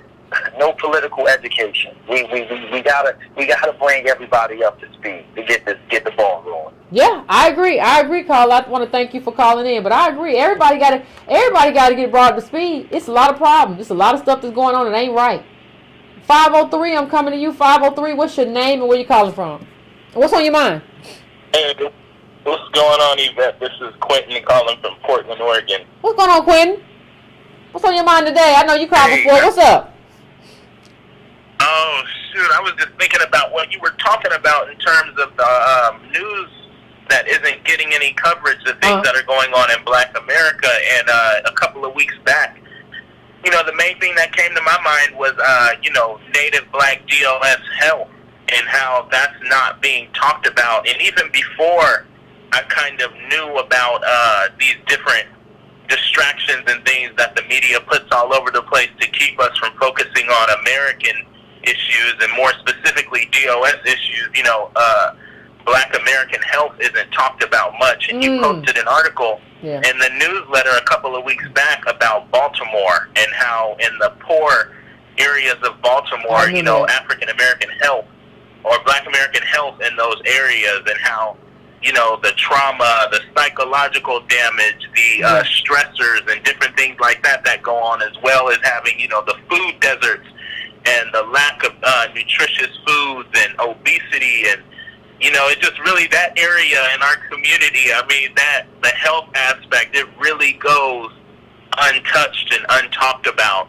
You don't hear much about it because, like you said, we're already a group that believes in magic. So, you know, I would like to see somebody do a comprehensive, it'll probably come out in about a year or two, where they'll talk about Black American DOS health.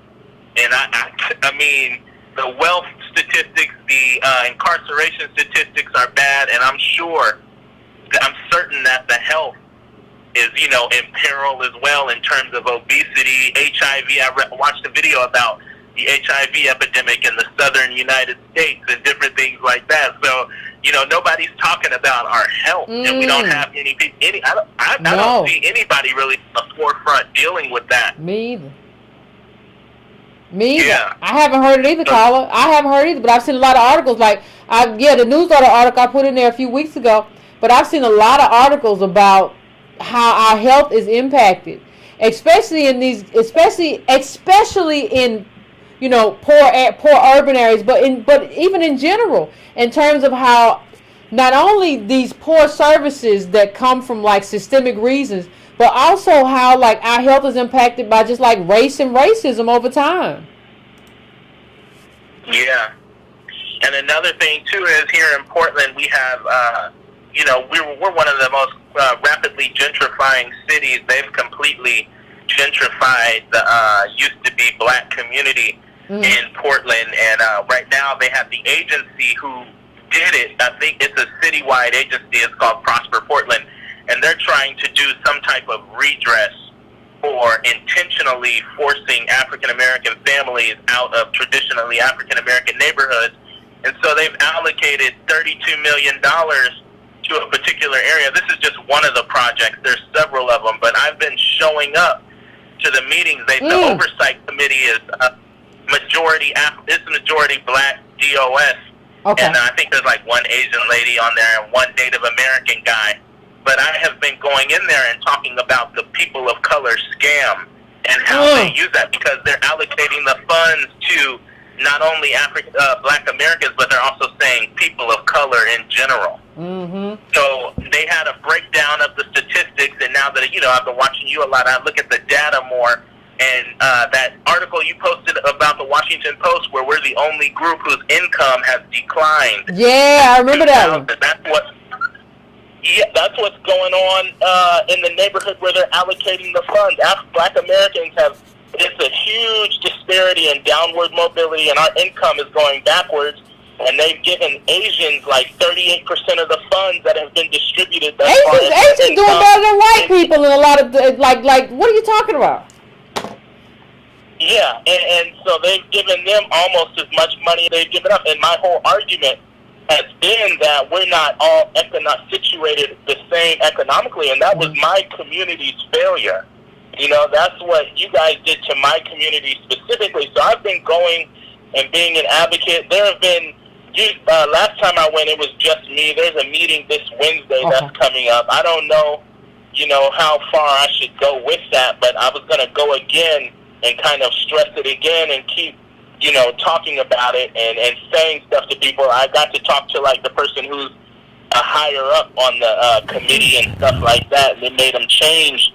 It made them implement a preference policy, something where they would have to, like, give people who were from the neighborhood, their descendants, they would have to, you know, give them preference. So, you know, I just want to keep doing that, but at the same time, I'm the only one that's doing it, so I don't know how I necessarily feel about that, but I'm definitely for it if it makes sense. It's fine. It's fine to be the fly in the buttermilk. People, you know, it's fine. You can get one more person to go with you, you'll feel better. But it's fine to be the fly in the buttermilk if you got to be the fly in the buttermilk. And the thing is, like, we always operate from this perception as if all brown people are old. No, lineage is very specific in terms of our contribution and how we built this country. Everybody who is brown or yellow or whatever or immigrant is not old. So I mean, I want to thank you for just going out there and doing this advocacy, because that's like what you really show is just like, and the other caller who called in who said basically the same thing in terms of advocacy is this is what needs to happen. Like you're doing the work, and I appreciate it, and I ain't even there. And you got, I had a family member I was telling to come to the meeting, and he was saying, well, I don't have time. And it's like, dude, I work 7 days a week, 8 hours a day, and I still make time to go because I realize how important it is and how much we're being conned and scammed. So it's just a passion of mine. But let me just say this, caller. Your friend doesn't have time to do the work of black politics. Okay. Now, when he calls you and says, man, my white boss was racist, or man, you won't believe what happened to me, these racist white cops pulled me over, I just want you not to have time. You know, see, this is the con. See, they get us to advocate because they don't want to advocate. So we be the only one at the meeting. We be the only one doing black politics. We be the only one talking about black politics. But when something happens to them individually, they want to get us on the phone. You won't believe what happened to me. I don't have time. Click. You ain't got to be mean about it, but you don't have time. You don't have time. It's like he didn't have time. You can't have it both ways. We've been letting these people have it both ways for too long. It's time that they feel it. I agree with you 100, and I agree with you so much. That's the truth. And then on the 4th, I was just telling my family, my immediate family, I've told them about, black politics and this show and what you talk about and advocate, and I've urged all of them to watch your show. And everybody they agree with a lot of your points and what you say, and they're behind you. But I had an uncle, and we got on the topic, like the brother said earlier, when you're at family gatherings and parties, we talk about what's going on in our community. Yeah. And an uncle was there, and he started talking about, the pyramids and Mayat and ancient Kemet, and I just said, I don't see where that really has a function in closing any, and fixing our current problem. And you're just talking, and they made it seem like I was a sellout, or I was, an uncle, something was wrong with me for saying that. In a nutshell, that stuff really doesn't have a function, and I'm not knocking people who want to learn about that at all. I am. I'll knock them all day. Because let me just say this, Colin, I'm gonna let you finish. But it would be different. Like I did my DNA, it would be different if I saw like the region now known as Egypt all through my stuff, and our lineage came from there.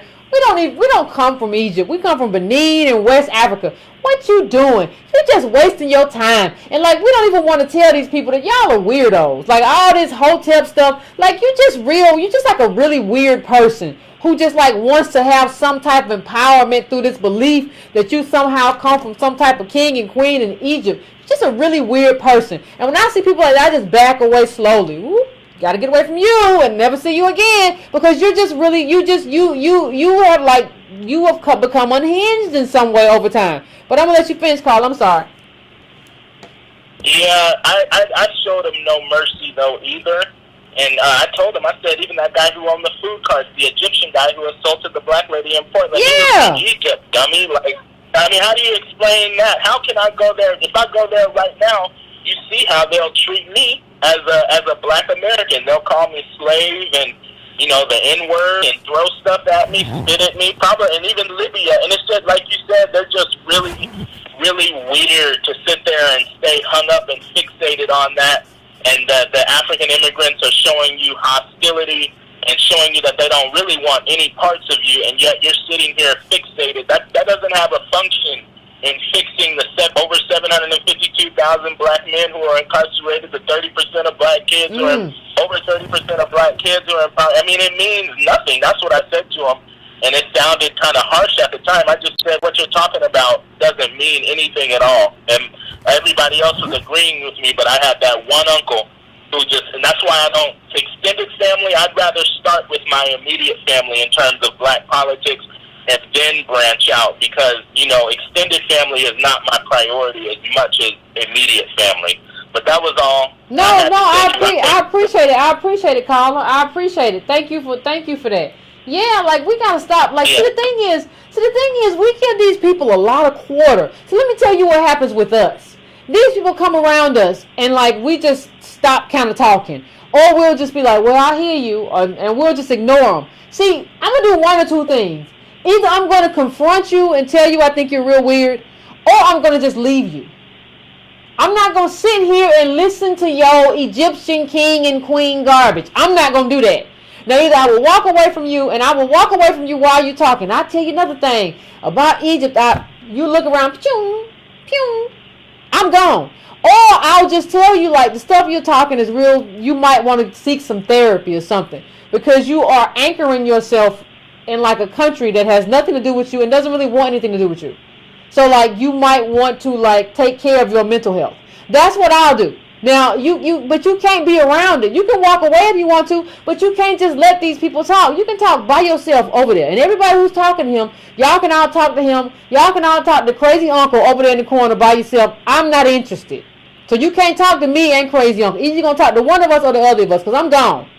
If he want to talk this Kemet and magic stuff, I don't want to be involved. Because this doesn't help anybody. It's totally unhinged. It's totally disconnected with the reality of the history of slavery in this country. I'm not interested in anything he got to say. Thank you, goodbye, good night, farewell, whatever. So I'm going to take probably a couple more calls. I'm going to 347. What's your name? Where you calling from? What's on your mind? Hey, Yvette, can you hear me? I can hear you. What's going on? Hey, it's Jenny from Brooklyn. What's going on? Ain't nothing going on. How you been? What's going on? No, the regular plantation floor. What can I say? That's everybody. Yeah, so just a couple of points I wanted to bring up. As far with New York becoming a right-to-work state, a lot of people don't really understand the impact of what the Supreme Court ruling has done for America, because I know a lot of people that don't have unionized jobs, so they don't understand what the big deal is. But what I'm trying to explain to them is the union impacts your non-unionized job. Understand that you have the right to form a union, and because your job does not want you to form a union, they know what the union offers us, and they ante. If the union offers us a 3% increase over 3 years, they'll offer you a 5% increase over 2.5 years. You understand? I get it. The union not to become unionized. But people don't see that, because I have a cousin that used to work on one of those cable companies, and he used to tell me every time the union tries to get in, everything that they want, the company would give it to it. And I said, yes, that's how the union influences your non-unionized job. But people don't understand that. So the union passed, nobody really understood the impact of what it will have on the union, unionized jobs, and non-unionized jobs. People don't know the history of unions, how you came to a 40-hour work week, how you got entitled to an hour lunch break, how you got entitled to a 10 or 15-minute lunch break. And people don't understand what the union wants. People have died for you to have this right. And people don't understand it because they don't see that it affects them directly. But it does. Yeah. It's a shame that people don't see that. No, I agree, Carla. Well, yeah, what you're saying is totally true in terms of like the effect of negotiations, right? So the unions got this, so the private corporations have to basically say, well, we're going to do this because that's negotiation. Like, they might go to the union. Like, and the unions got something, so I got to figure it out based off of what they got. Like, that's how it happens. And I understand exactly what you're saying, Carla, but you're right. You know. Yeah, so people really don't have a clue. You know, and I mean, it's something to behold. Understand that white America understands. Like right now, my position, I'm starting to dwell in politics, getting to know local politicians, and understand that some of the things you see on TV is staged.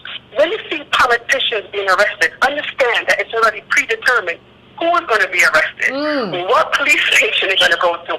All these things I never knew until mind that we were involved in politics in that sense. Our advocacy is really staged. Don't make the media get you all caught up and think that, oh, this politician is everyone's jail. No. Behind the scenes, we don't know who are going to get arrested. We know which police station goes.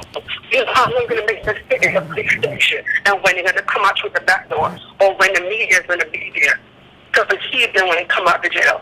Understand this woman scared the Statue of Liberty. I don't see anything on Bernard. She don't have a rope or galley. Oh, she climbed up this house. Oh, she did it to herself. How was that with one news camera at the time, one helicopter to get exclusive and find her on the Statue of Liberty before anybody else? Understand all these things are staged. She got hit with a bunch of charges. Yeah. She went to prison with not one bail. No bail was bonded for the two. They didn't give anyone a bail. All of this is smoke and screen. Understand that it's just to keep you off of what's really happening. America is really going to fuck black people up. Yeah. And it's going to fuck up black America more than any other blacks. Understand that. You said, hold on, caller. You said America's going to F up black Americans more than any other blacks. I want you to expound on that a little bit for me. Because you called in here before and told us a story. And so I want you to just, like, from your perspective, just, like, tell me what that looks like. Because I don't, like, I get some allies. You an ally, but I don't get as many as I like. Yeah, it's an hour to talk the story, how the story goes. Understand that when I can talk from a Jamaican standpoint because that's where we come from. When you hear on the news that people say, oh, I came to America with $1 in my pocket and nothing else, it's bullshit. America is too big. 50 odd states make up America. How do you know which country to land, which city to land? How do you know you only speak English? How do you know where to go? We always have a link. We have a linkage. My people have come to Brooklyn. We came to Brooklyn because we already had a link. We come in to stay with somebody. We have a job lined up. Everything's already aligned for us when we get here. Let me tell you something. Jamaican people are very bossy. We're bossy still suck. Anyway, but Jamaica larger, so it's there. We don't come here to integrate. Come here, take over. And anywhere we go, we take over. Please understand that. Understand that you need to demand from your politicians because that's how immigrants are getting what they want. Because your local community leaders, if you check out their background, most of them come from immigrants. Their parents, their grandparents, whoever is an immigrant. And their job is to secure that immigrant advantage. Understand what I'm telling you, that's what it is. Politics is not about fairness and what is owed. Understand you have to demand what you want. Understand that the black Americans that are in politics are being paid with other way.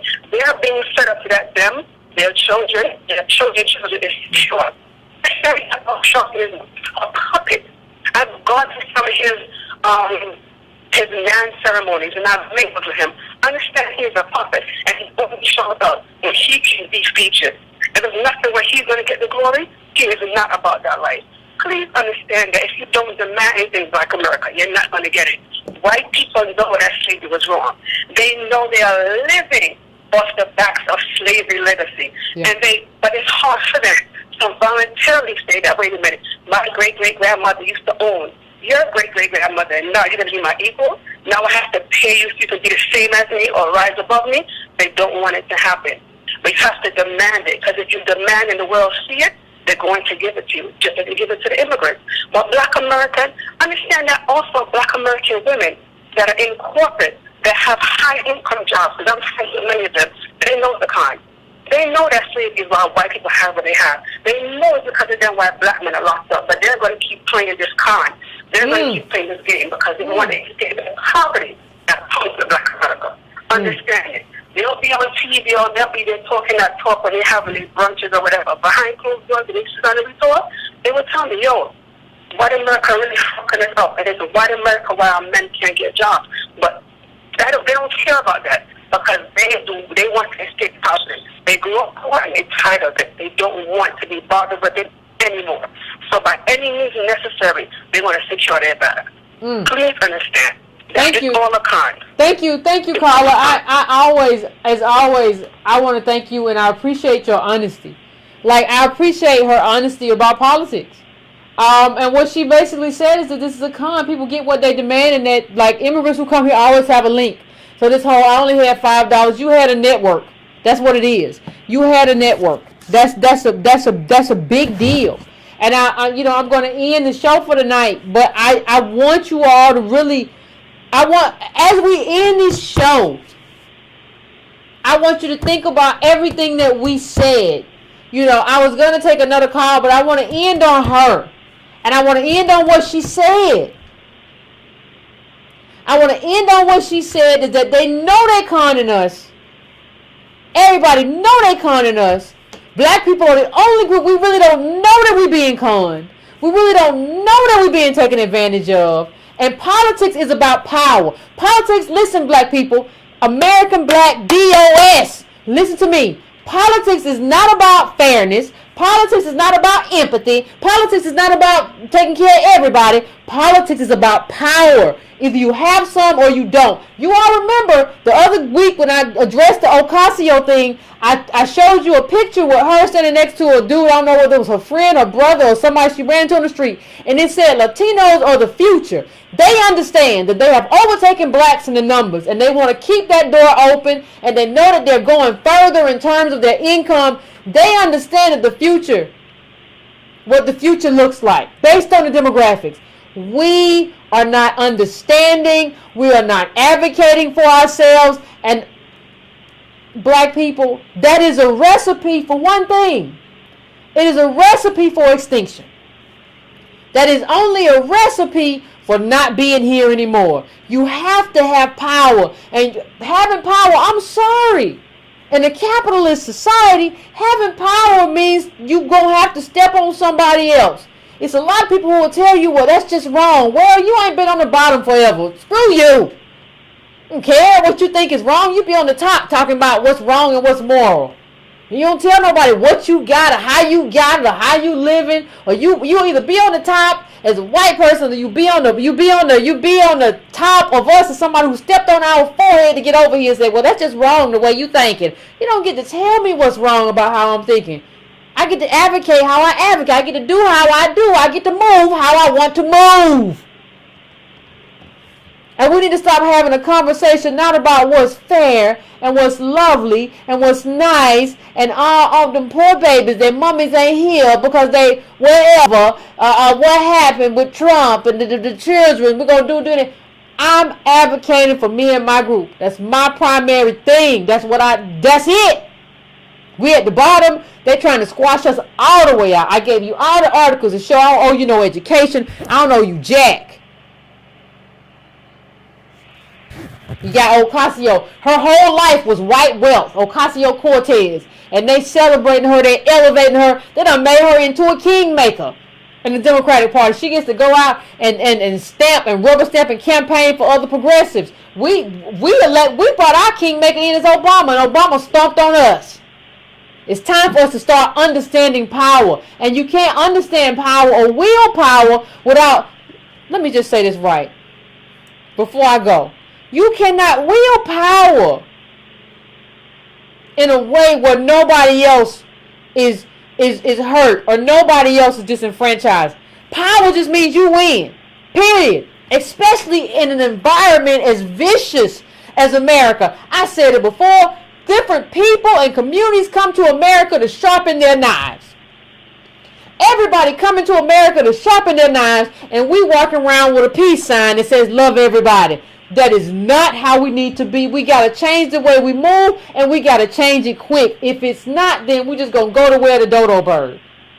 I said it, and it's the truth. So I want to thank everybody for tuning in this evening. I want to thank everybody for donating. Please like, please subscribe. Please hit the bell so that you know when I'm going to be on. You can get an alert and all that good stuff. I really appreciate it. You know, please, you can go to donatebrown.com to donate. You can go to breakingbrown.com to make a cyclical donation. Please go to subscribe to brown.com and just add your name to my mailing list so I have you just in case something happens with YouTube or whatever. And we're going to be back here to have another conversation. But it's about to get really real, black people. Everybody needs to have some boundaries and get ready for what's about to happen. And we need to start learning and understanding power. Share it with your friends if they'll listen. If they don't, when they have that individual racism, we can't be bothered. We got stuff to do. It's somewhere. I'm sure I got to be. I think there's somebody calling me right now. Have a good night, Breaking Brown fam. See you next time.